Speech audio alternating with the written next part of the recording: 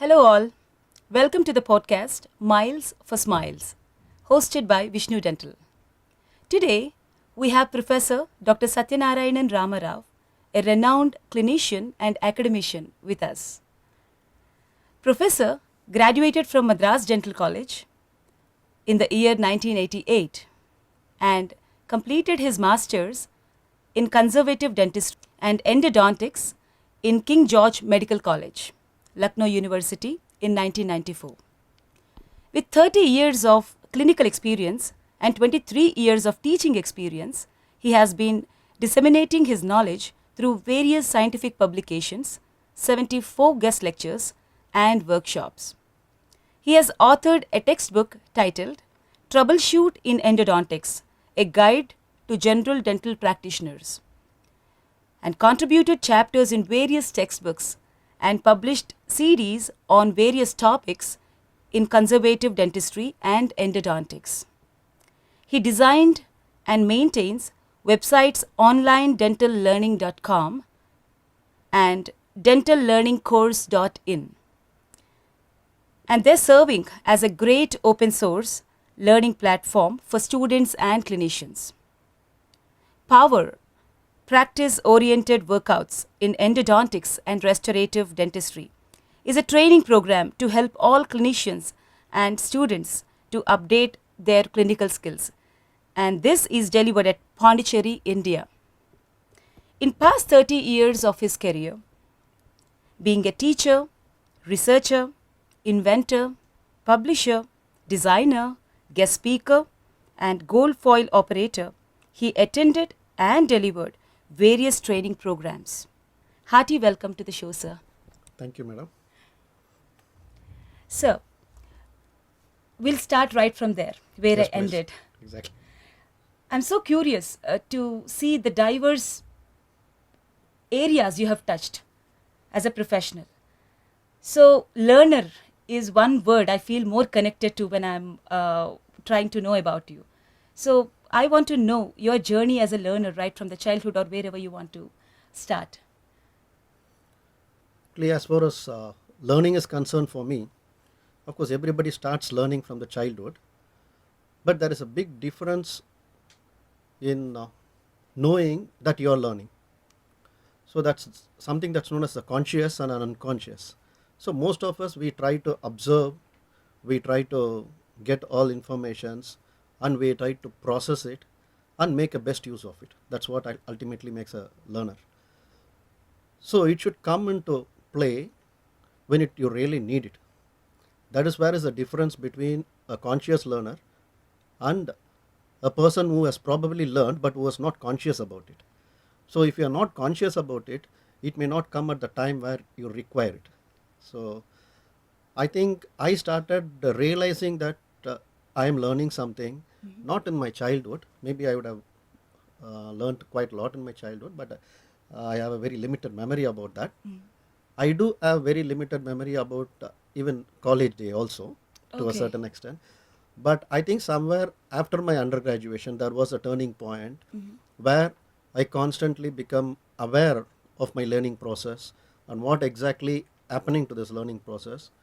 And also my observation has become very, very acute. Okay. So once it has become acute, I think I started diversifying because naturally I started seeing only by then. Till such time, I don't think I was seeing. Okay. Sir, are there any things that influenced you or motivated you towards this process, or how My did it wife. happen? Okay. So incidentally, she is also a same specialist. Okay. She also has all the strides. Yeah. So normally we have been associated throughout in our field as a single entity. So it is very rare that it is one of the rarity where somebody has invited me as a single entity. Okay. Normally all the lectures what we have done and normally whatever we have processed till date, and that's the reason it comes for me, not I. Most of the time I say we. Great, great. That's how it has been happening. She is also a same specialist. So the whole direction, I think we started getting, both of us starting, we had the same liking because we belong to the same batch. Okay. So we started having the same liking, and we were a very critical analyst during our undergraduation, Okay. and we were a very, very tough competitors. Okay. So actually this made us a big balance like because you are interacting with the biggest competitor, Okay. then ultimately that competitor becomes part of you. It makes a huge amount of a difference, and I think that probably made a big difference in us, both of us, that we should actually start observing most of the important things, because there was constantly someone next to you observing and saying that what you are saying, maybe even if you think it's right, it's not right. Mm. And that is a person who is also professional and also even otherwise close to you. That's a big boon in my life. I think Yeah. that's what made a big difference. I think that is a time, because both are, we are belong to the same specialty, and as I said, the both interest are the same. Of course we have some subtle differences, of course, always it is there. Mm. I'm more of a clinician and less of a teacher. She is more of a teacher and less of a clinician, but Okay. together we make a huge big balance. Okay. Sir, I read somewhere that there are 4 ways a human being learns. First one from a teacher, and second one from a peer, and third one from own experience, and fourth one just the time. Okay. So in that way, by the way you said, I can connect to to most of them. I mean, to all of them in a way. So, sir, trying to get little deeper into your learning stage, were there any instances when you have learnt from your experiences and corrected yourself? Yes, always learning has been from the experience, whether it is your experience or other experience matters. Yeah. When you put your ego first, Mm. once you put in the ego, then it becomes whose experience. Once you remove that ego, it becomes just an experience. So it is an experiential learning is, of course, the most important learning. We have observational learning and an experiential learning. Observational learning is a starting phase, as you say, as you keep saying. I think there is a famous Planck's theory, if you are aware of it. Max Planck, again, it's one of the biggest Nobel Prize winner, where he used to go around the world. Mm. So he used to go around the world, and then he used to deliver his lecture based on his physics which he invented. This was long time back. It's a true thing which happened. And there was a very obedient and a very loyal, faithful chauffeur who was driving him all around. So at one point of time in Munich, when he wanted to deliver a lecture, he was quite tired. And this chauffeur said, sir, is it possible, can I suggest you something? He said, okay, please go ahead. Then he asked, if you don't mind, I have been attending to all your lectures. I have been driving through you for so many years. I know in and out of whatever you are going to take. So, is it possible that I deliver the lecture? Because this people crowd do not know who is Planck is.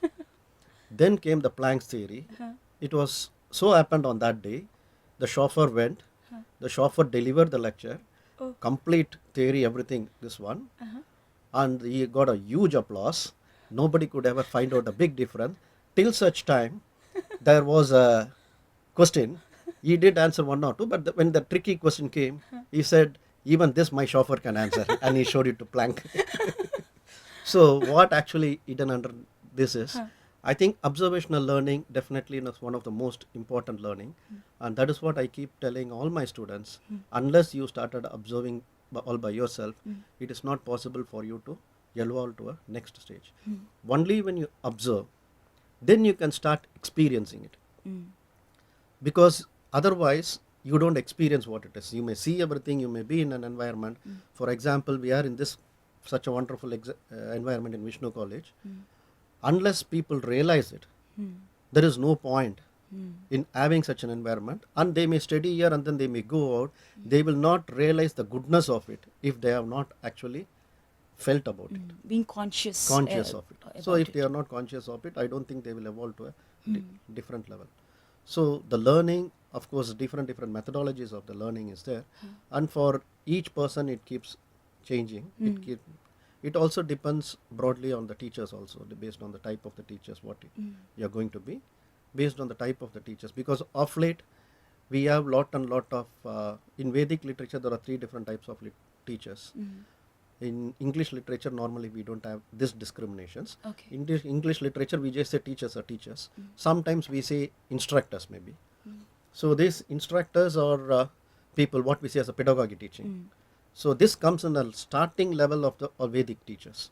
So our culture actually didn't belong to that particular this one. They do not consider that as a teacher itself. They are Okay. that's instructional medium. They are pedagogy. They give set of instructions and the things carry on in a gurukula, or that is a place what we started. Then the next level of teachers, there are two different types of teachers whom I always say for the teachers when we take classes for the teachers, I say them, it is important that you try to achieve one of this. One is actually known as acharya, the other is known as a guru. Two different people are there. This acharya is the person who does everything so precisely that the student get inspired just by observing. Okay. So this is not an instructional. So this is next to the instructional, where the teacher demonstrate he or she has got a capacity to do it, and students try to emulate it. They just try to catch on like a flyer. So every teacher has to be like an acharya. Only if you have an acharya, you will also have a real good learning process in that. Okay. But the next level of teaching or the learning process, where we add the very intense in our culture, civilization, is guru. Because we say that guru for everything. But actually what guru means is, guru doesn't teach, nor guru many a times will not demonstrate. But being with the guru in a gurukula, in an environment, sends you so much of vibration by means of a telepathy and so many different phenomena, which is not a magic, which is still a science, that still you can learn. So that is why we say that, why don't you just be with them? Many a times now in the culture we say that in the summer vacation we send kids to the grandparents. Why do we think we send? Just by giving the grandparents, we are trying to get some culture. Even though the grandparents do not actually teach anything, just by they are a guru for their grandson. And that is the reason why the grandson have got a great amount of affinity to the one generation across. So this sort of learning process and the teaching process should always be there. And I can say quite confidently it is to quite a good extent in our campus. Sir, That is in your study or at any stage of your life so far, how frequently do you meet or who is someone you remember when you think of guru, acharya? there are Anyone many people. There are specifically? many. There is absolutely very difficult to say, because in each of the domain which I liked, there are different teachers, or there are different people those who are. And most of my teachers from whom I have learned, I have never met in my life. They have Okay. taught me beyond their books. They have taught me beyond their lectures in the present scenario with the technology. So I have not met all those people. For example, if you're going to take my specialty in endodontics, I considered Franklin Wien is one of the forefather whom I have never met.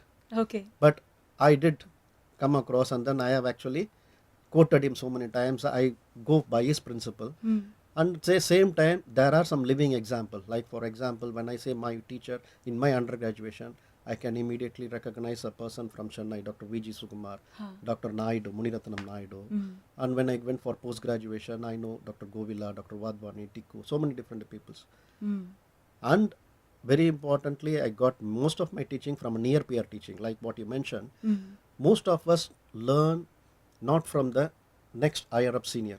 Usually we have an inhibition when students want to learn immediately, so they really find it difficult to approach a teacher, because there is always a cut across between you and the teacher, irrespective of however friendly or good the teacher it is, irrespective of however the students are. Still the first line of exploration, the first line of explanation that students get is from the immediate seniors.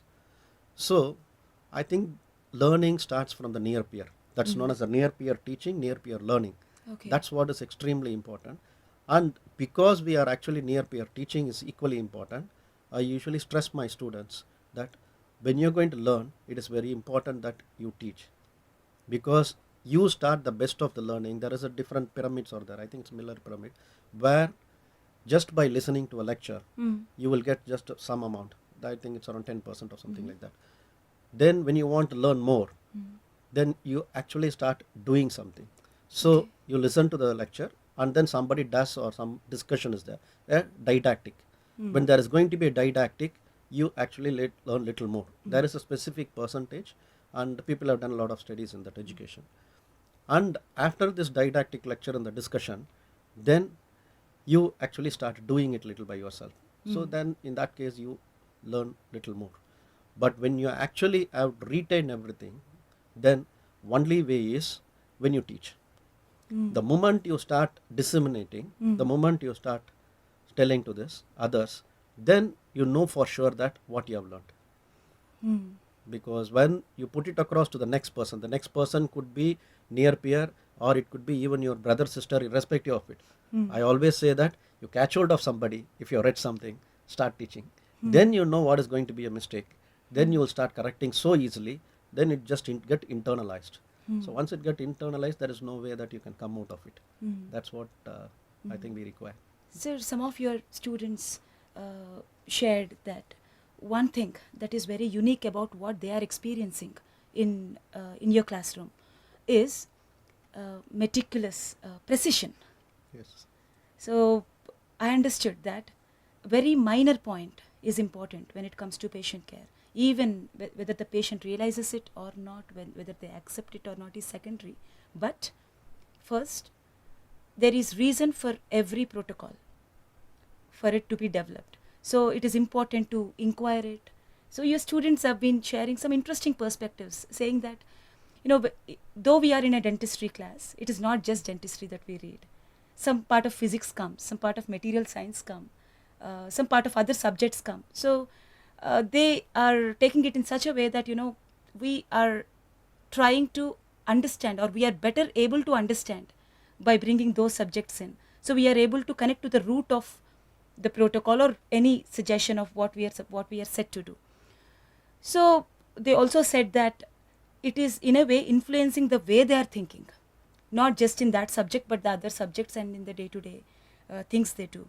So I'm just connecting it with what you just said, how a student learns, or how a learner, if we can't separate teacher and a student, every teacher is a learner and exactly. every learner is a teacher, as you said. So how much time do you get to keep this balance or keep your philosophy intact all the time? Yeah, actually it's a very important question, because in our Indian system of education, we have a time bound teaching, and also we have a time bound learning. Like you teach for about 4 hours, 5 hours in a day, and you see what is going to be a quality. You're going to give a strict norms, and we are going to have different types of education. And normally that is the gauging way in which, so when there is going to be a part-time, or when there is going to be some other influential person, or somebody is going to come for a particular period of time teach, there are 2-3 things which is it possible for us to teach when there is going to be continuity? There is no continuity. Discontinuity is going to be there, number one.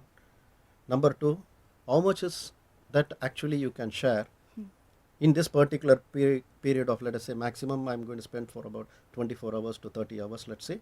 In this 30 hours, what is going to be an influence for my students? Okay. And different people are approached in a different way.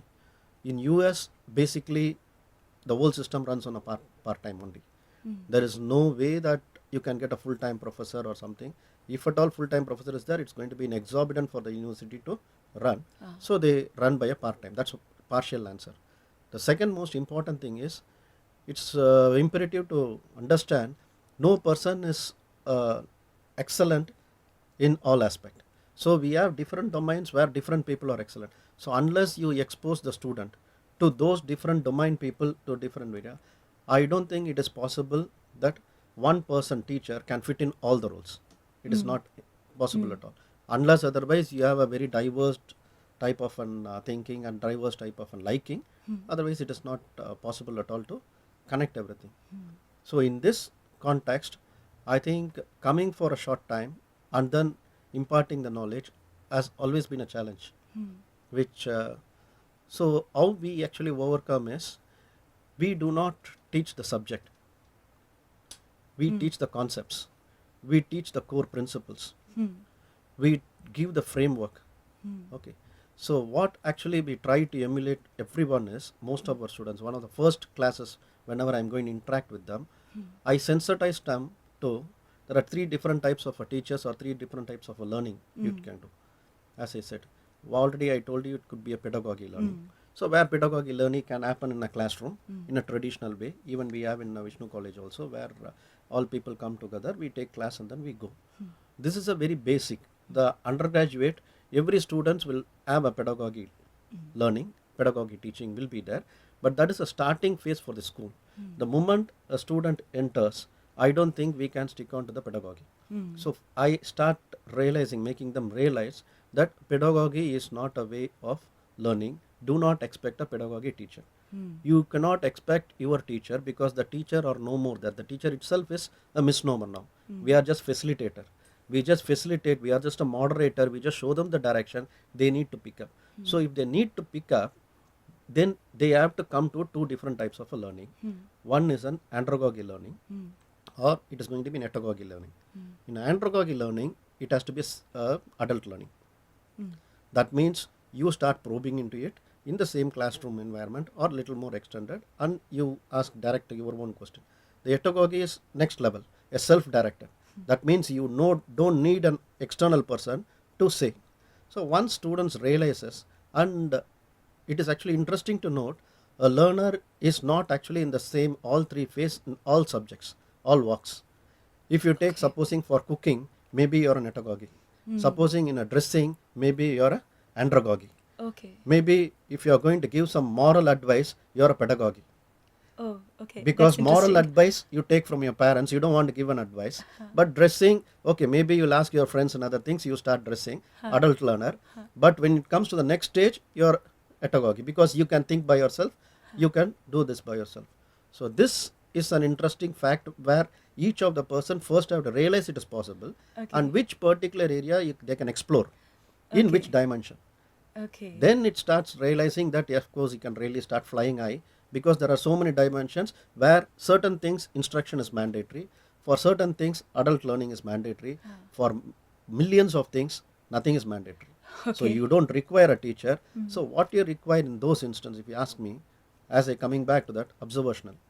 Observation is a mandatory, it's an acute awareness that you need to develop by either you do an yoga or meditation, whatever it is. You see to that you are extremely conscious of yourself. It is mandatory. I think if you do not have that, it may not be possible to evolve to a next step. Next most important thing, which you uttered a word, but many of us don't even consider that as a thought, I would say. Okay. It's known as thinking.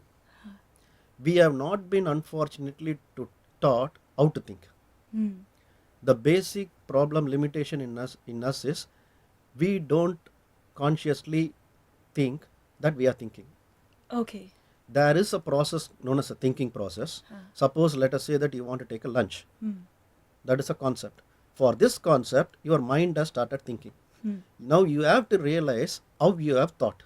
Okay. This thinking process, whether it is correct or wrong, everything has to go. There is a specific scientific way. And there is a school for thinking, there is a professor for thinking, there is a degree for thinking. So thinking itself, and we do not actually, because we follow the Gurukulam and Guru Vedic, this one, thinking becomes internalized. The Guru does not teach. And now we are between West and East, so we are half-baked, so we are not able to club both. In the West, they are very, very clear. There are a lot of concepts where they say that how you are supposed to think, how you are supposed to freeze your thoughts, how you are supposed to retrieve your thought, and how we are supposed to exhibit your thought. So it's a complete process. So we actually, whenever we come across, we always sensitize the student about this one. We are very, very particular that once you start thinking about it, once you start conscious, that's what is consciousness, what we say. So many people talk about consciousness. So once you become very, very sure of your thinking, I think most of the time the problem is solved. I don't think they require anything. You have other dimension of invention, but now I feel it is not the other dimension, but it is the mainstream from learning, being a learner, of how best I can teach, and in the same process, what do I want to, or rediscovering certain things that you are encountering. So how did the journey of your, or how is your journey towards inventions started and progressed? Yeah. As a teacher or The as a inventions, learner? I do not know whether I read, because when you say invention, it's the biggest contribution to the society. Huh. I do make some sort of contributions because I was always trying to develop certain things. So I think the basic cult of the invention started when you're not comfortable with your thing. The moment you become comfortable with your thing, I think that is the end of the progress. You cannot progress. So once you do something in a particular environment with a particular set of instruments, a treatment protocol, when I feel something is lacking, so normally I, by hook or crook or whichever local uh, thing that is available, we try to make and then we start using it. That's how we developed. Because during those days, when we were studying in the 80s and 90s, the world was not so much exposed. Of course, it was there, but we didn't get the best of best what is available in the rest of the world and India. Okay. Not only in dentistry, even the dentistry, it was, we read in the book, but we say that that is not available. So availability was a problem. Now it is actually opposite, because our demand is so high. Many times the products, the instruments, everything is launched first in our country than the previous other place. Okay. Though it's totally become. So this has actually made a difference, that every small equipment and the instruments, whatever we do, we try to mimic and then try to do something so we Okay. can use it, so we don't lose the quality. Huh. Because there was always a adage which keeps said by many of my classmates and other things, you don't do it because that's not available. That goes with the hand for many, even normal walks of life. People say that, why you are not doing like that? Because that's not available. Not available cannot be an answer for not doing it. It's not available means either you make it available or you get it. It's as simple as that. Huh. So I think that is a concept of small inventions came.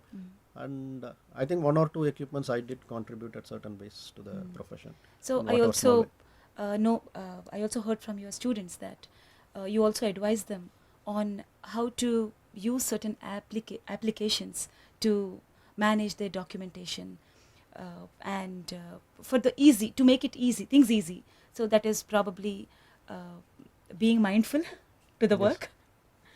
So can I think that you are conscious again while mentoring the students, that whatever you as an individual is walking, you are walking a talk, just say. So you are trying to give your students the same by being an example. That's what I've felt while talking to some of your students who said, okay, sir uses this app. And when we asked, he said, and he also shown us how to use it. So, sir, do you encourage them to observe and ask and then you share to them? Or do you take a chance to, okay, probably they don't know what they don't know. Oh, let me tell. So, is it both or one of those dominant things? Usually, I don't ask them to observe. Okay. Exactly opposite. But I take them to highest level of exposure, wherever it's possible, whenever it's possible, whether it's going to be a small procedure or a biggest procedure. So I take them to the particular level, I expose them to the particular level, because every person has got every different interest. So it's very difficult to say. An observation, unique experience for each person. So it's very difficult to say what I observe, what you observe may be different for same object. So I just take them along with my journey and expose them, all these things are available. It is up to you to take or not to take it. And normally I don't like to enforce anything. It does not make, I have not made, because this, of course, 20 years back when I was probably just finished and then I came as a teacher, I had, of course, a lot of ego because I thought I knew a lot of things. But now I know that what limited I know. So I used to take everything. I used to give a rigorous enforcement that you have to do this, take a stick and a carrot and then keep on doing it. Now I'm totally submitted that it is not necessary for somebody to be like that, but it's more important to expose the people to an environment. So expose that experience has to be joyful, learning has to be joyous. If they don't realize, I don't think we can achieve any big success, and it is not going to be useful for them. So am I going to tell them to do these things? Never. So am I going to share that I am going to do all these things? That also no. But I do take, when I take a class, because I already published in my website, I have so many examples. It is not required for me to go to a different place to show an example. So I go, I take them, I then show them an example. Automatically, there are a lot of my students, those who are also having a website, those who are also putting their cases, those who are also showing to the rest of the world that it is possible. So I have not told them that you have to make it, but as I keep saying in my class, there are very many students, those who are 1,000 times better than me in different dimensions, which is what actually I wanted. Okay, I remember what I heard from Mr. Bunker Roy Barefoot. Okay. Saying that, saying the same thing, like when a student asked, inspired by the initiative of Barefoot, which is, engineering, open source, like that. So when a student asked, sir, can I replicate this? No one is there to stop you. No one is there to, ask you to start. So it's so inspiring, sir. And one another perspective I'm, keen to know is, generally we do patients or visitors, whoever comes to the hospital, we sit and talk with them whenever we get a chance to understand what is their perception towards the treatment they are getting. Are they feeling safe, feeling treated or not? Most of the times patients say that we are asked to come three times, 4 times, 5 times. Sometimes it is important for that treatment plan that they need to come. Even if they're made to understand, not all of them are willing to take it. So they just simply prefer to postpone it sometimes. But when I'm talking to few patients treated by the PGs, postgraduates, mentored by you. I don't know, this first Yeah. time I'm hearing it. Okay. Yeah. So I heard an interesting thing, sir. Patients are okay to sit for 4 hours or 5 hours if the process takes that time. They said that we were explained on why it is important. And when I asked them, do you think it's good if you can leave faster within 2 hours or 3 hours, or maybe 1 hour or half an hour, if another doctor quickly does that? Then she is saying, no, I was told that you have to do all these things for me to get properly treated. I don't want short treatment. I'm okay to sit. I will wait. I will come any number of times. It's nice So to hear. Okay. I felt that the true the power or the impact of counseling a patient, Exactly. or making patient aware of the truth, maybe. So how consciously do you focus on that? Because what I felt is it's equally learner oriented, and it is also seeming to be patient oriented. Actually, many a times my students have told me, and I have also realized, I know that's one of my real strength, a clinician. Because this was taught to me by my mentor in Chennai, Dr. V.G. Sukumar. From the beginning, not only here, there is one more person, Dr. Lakshminarayan, and so many different people are there. So they have said, especially Dr. V.G. Sukumar, that it's very important that you have to be the patient for every patient. It is not one patient. If you feel it's sufficient. If a patient has come to you, that means patient has already submitted. They have submitted to you. That is the reason they have come. They have submitted. That's the reason they have entered the hospital. That is the reason they are coming to the department. After that, if they are getting rejected, if they are going back, if they are not coming, then it is something in the surrounding only has made it. Otherwise, they would not have come. So unless you solve them, it is not possible to give a ethical quality treatment to the patient. So as a service, I have consciously been telling all my students, I have also been learning, I do treat the patients from the very different classes. But irrespective of it, I give a huge amount of time of a counseling. But counseling again is a very misnomer. In the counseling, normally we tell about the side effects, we tell about this one. You need to have an emotional connection with the patient. That's the first and foremost important thing. You have to feel for the patient. Very, very important. Otherwise, there is no point in being a doctor or a dentist. And you have to get the trust of the patient that whatever you do, it is for that patient. Of course, in this give and take relationship, you are going to take something. If you are going to be a student, you are going to take the learning. If you are going to be an outside in a practice, you are going to take some money. But learning or a money should not be a primary motive to treat the patient. Patient comes first, which is what is the philosophy of our college also. Patient comes first. But at the same time, this is not a corporate hospital. We don't fall at the feet of the patient. That also should not be done. So where is this balance? So the balance comes unless you understand the mind of the patient. The patient has come, patient is having this, supposing let us say one patient is going to come from a different place, which is going to take about 1.5 hours. So if he is going to come or she is going to come for 1.5 hours and then spend a day, probably he or she is going to lose about 600 to 700 rupees. On the top of it, by coming here, we are going to ask them to give some sort of treatment and money. Whether this much what he is spending is good enough for his life is what has to be understood and explained. And supposing if he says that, no, I want the best of best treatment. I think the same example I keep telling in so many different places. Supposing let us say a treatment protocol for a patient cost around 500 rupees or 5,000 rupees or 6,000 rupees. And patient feels that he doesn't have a money. But that is the best treatment available. The alternate is to remove the teeth. Patient doesn't want to remove the teeth. So now ethically, will you do it or will you not do it? Patient does not have money. If you do it, the treatment for 500 rupees with some sort of inferior, it is not correct. At the same time, if you are going to do the correct treatment, you are going to lose. So what is going to be the balance in this? So the balance is what actually the practice management, what we teach the students.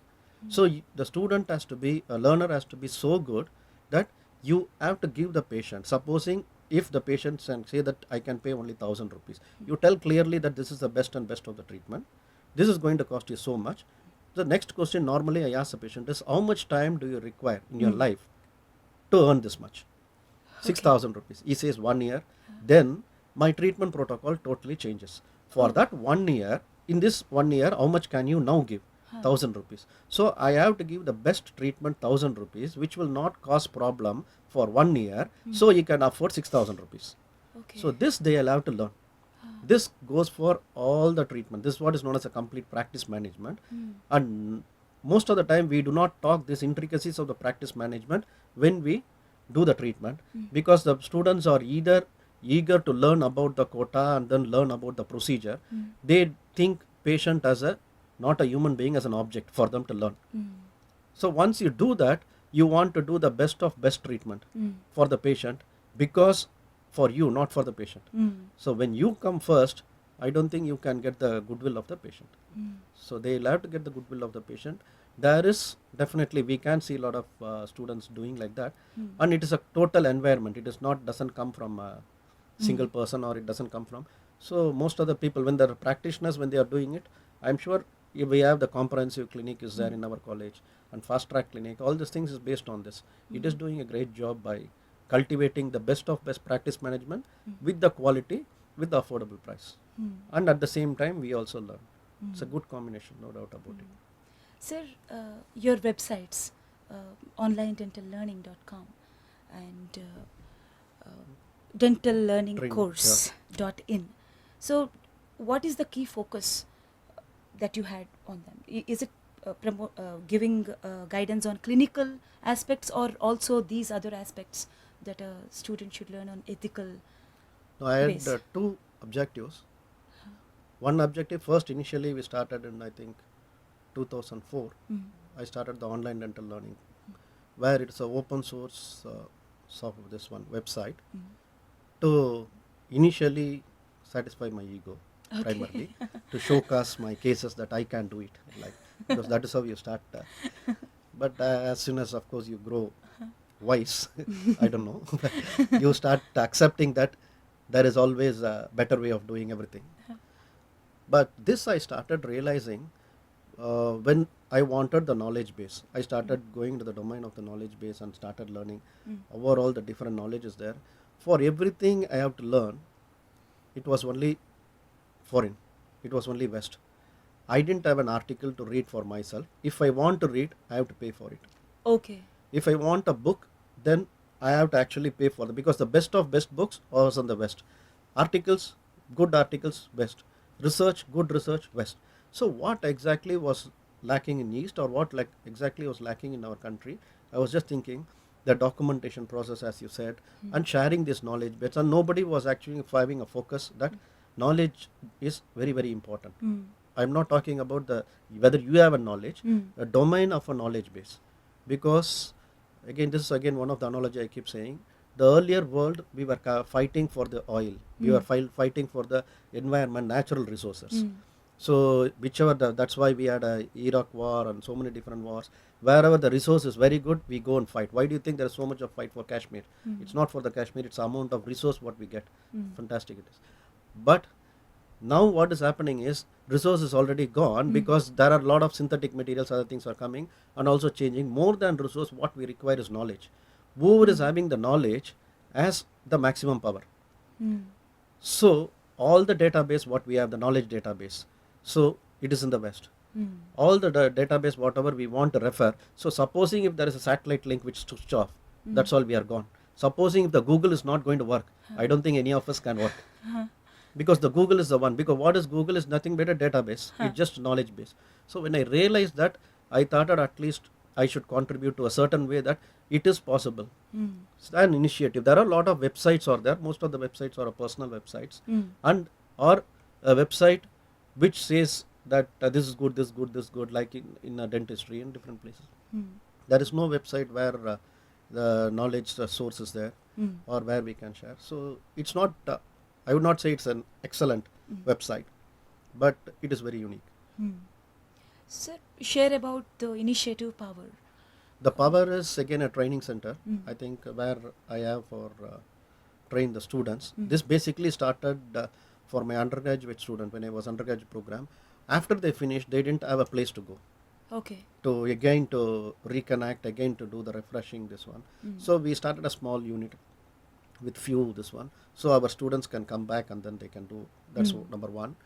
The second most important thing, I think again 2007, 2008, during that time, we had a lot of students, those who wanted to go abroad, they wanted to go to Australia, New Zealand, another thing, they wanted to write the board examination. They didn't have the training for the board examination, they wanted a place. So they came back to us and then asked that whether we can train for board examination. So then we wanted, because institution was a different place, where institution learning is different. Institution really tune you to go abroad for a training programs. So we started concentrating on students, those who want to appear in the national board examination in UK, US, all those things, because we had the same simulation, we had the same setup, the program as well as curriculum. So it was easy for many to pass and then settle. There are many people, those who are settled in different parts of the world. So that was a primary motive of the training. So how do you think that whether it's effectively being used? No, it is not a question of effectively being used, because people, those who want an extra training in certain aspects, they do approach us, then we do the training. So it is a totally like a give and take relationship. Okay.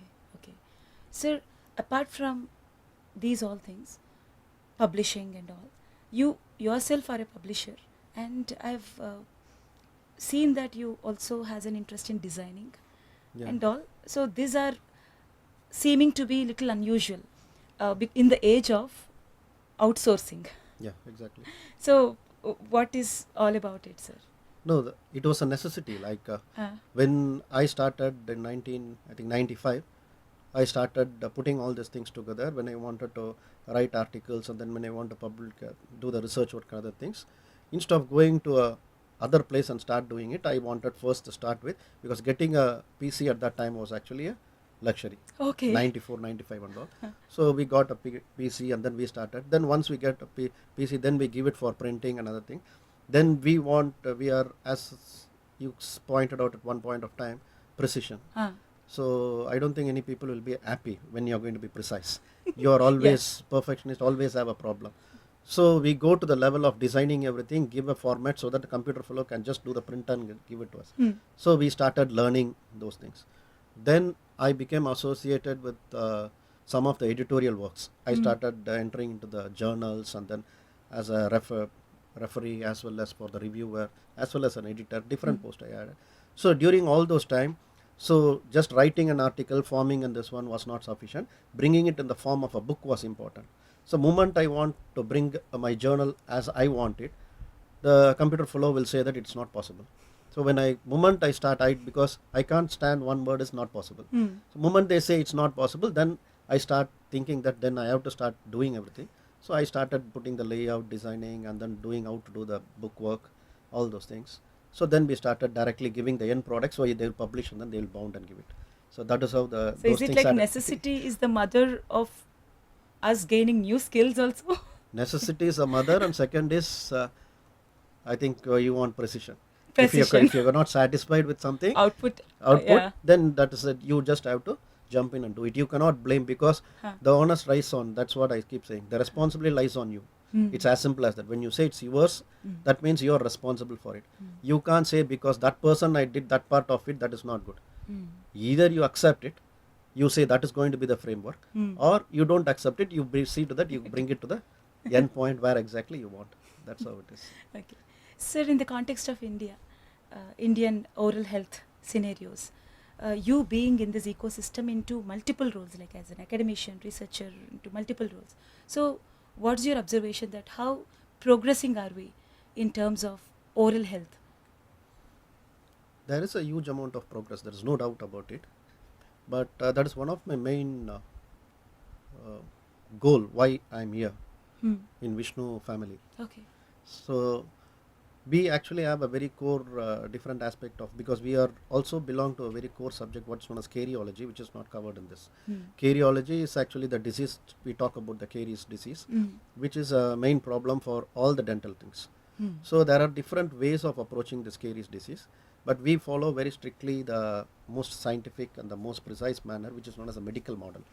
And in our institution, we don't have any Indian institution which is following the medical model of the caries management. Okay. So medical management means it is something similar to the other disease, like an hypertension, like a diabetes, like that. So there is a totally different protocol of doing it. Because as of now, if you ask any dentist or any patient, they will think what does dentist does means they clean the teeth, fill the teeth, or they remove, or denture, something like that. It is a mechanical. But we are dealing with the biologic disease. So nobody thinks that it is a disease. So the whole concept that it's a subject by itself. So the concept that it is a disease, it has to be approached by a disease, and it has to be treated by a disease. That protocol is actually a medical protocol. Now, this medical protocol, I am quite passionate, because we have been going around the world dealing with so many different peoples. So now at the fag end of my time, I thought at least there should be one institution to start with, which is open, have a mind to inculcate perfect things.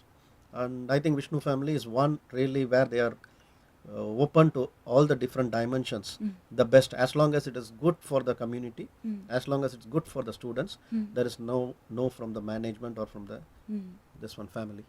So I was looking for this sort of this one. Okay. So when some opportunities came up, I thought let me at least, if this vision is possible to create a medical model of education system for tackling caries disease. So once one institution comes up, then there is nothing to beat. Then slowly it will start really bubble will start catching up throughout the India. So I think that's a reason why I'm here, and that is actually the why the oral health for all also now we have a vision Yes, sir. of our college. Yeah. So that is also parallelly going with mine. Okay. So I think it should I'm glad to make know a that, sir, actually. And how do you look at satellite clinics and rural dental clinics, to that matter, whatever name we give it to, and whoever are doing it? What importance do you give to clinics going to rural, and how it might help in oral health care for all? No, definitely it's a big boon. Absolutely, there is not even a single question about it. So far nobody has been doing it because of the vested interest. It's as simple as that. So when you come out of the vested interest, and when you have really a very good look, very good vision, I think every community is going to be hugely by help as far as satellite clinic is concerned. And not only that, even the dentistry as such is going to come up quite very well, because you are really going into the nooks and corners of the country, at least in your area. So you will be able to access everything. I think it's going to be a win-win situation for everybody. Sir, what do you think that students or budding dentists or upcoming dentists should look forward from such an opportunity? Because cities and towns are most sorted off by many upcoming practitioners, or dream. So in rural, not more facilities are there to that matter. Maybe even if, as a dentist, a student is more keen in precision, probably there is a, crunch of resources if they have to go. So how do you look at that aspect? Still not very Huh. good. That's what I feel, because Huh. I don't think, not only in dentistry, even in medicine also, I don't think people would like to go out to a small place and give the service if your needs are not satisfied. Huh. As long as one's need is satisfied, the basic food, a comfortable lifestyle, and little bit of security for the health, I don't see any reasons why a person will not go all way to give the something back to the society. As long as you don't give this, you cannot expect from an individual to give. It's as simple as that. I'm not talking about who is giving, not who is giving. There are fortunate enough few people have got all these equations correct. They are able to give to the society. When the equation is not correct, they cannot give it to the society. So I don't think anyone can be blamed in this, nor anyone can be motivated also, because they have put in so much of time, money, everything. So they need to get a reasonable amount of money back for the survival. The survival itself is going to be problem. Where is the question of service? Yeah. The service comes only when there is going to be, unless otherwise you are at least having some sort of contention and different things philosophically. If you go, then maybe those people. But otherwise, overall, in an average, when you see, it is very difficult now for people. We can say for sure that students, why don't you go to the different places, start putting a practice and then start doing it. It doesn't work out, I feel, so easily. It's very difficult for the student. But when you have centers like this, it can be, students can get joined to this particular center. That actually, that's why I said it's a win-win situation. Yeah. So college is investing the little bit of infrastructure and giving the little bit of security to the students. So now students will feel like going there, because they are not investing that few lakhs for creating the base. Yeah. So Right. Yeah. Sir, in multiple roles you have been playing so far, where do you see yourselves more engaging in near future? Any of such thing, or free as a river? I think I don't consider mine to be stopping in any way, because in this same context, many a time people have asked me, which is the best patient you really remember? Which is the best treatment do you think you have given? Or which student is going to be the best student? Okay. So in my dictionary, and I keep saying for all my students, don't ever think that you can do something best. Moment you think that you have done your best, that's the end of your life. You have to just get over your best and do the next best. Okay. So there is no best in my best patient. Suppose if I have made a small presentation, now for example, we are doing an interview. I do not know how good or bad it is, but when I am going to go through next, I will see to that it's better than this time. I don't know whether it's good or bad, but at least 2% I want it to be good. Maybe I'll wear a new shirt, maybe I'll come without sweating, maybe I'll come with shaved, I don't know. I copy But that, sir. I will definitely be. So this is my philosophy and this is what I'm telling. So don't settle for best. You keep progressing. Then that's the only way we can keep progressing on. Otherwise, we just get stagnated in our life. So thank you so much, sir. And it's a real pleasure for me to get this time to converse with you. Actually. I think thanks. Thank you very much, and as well Vishnu family, as well as our professional cameraman and all our audio team, everybody. Thanks a lot. Thank you one and all.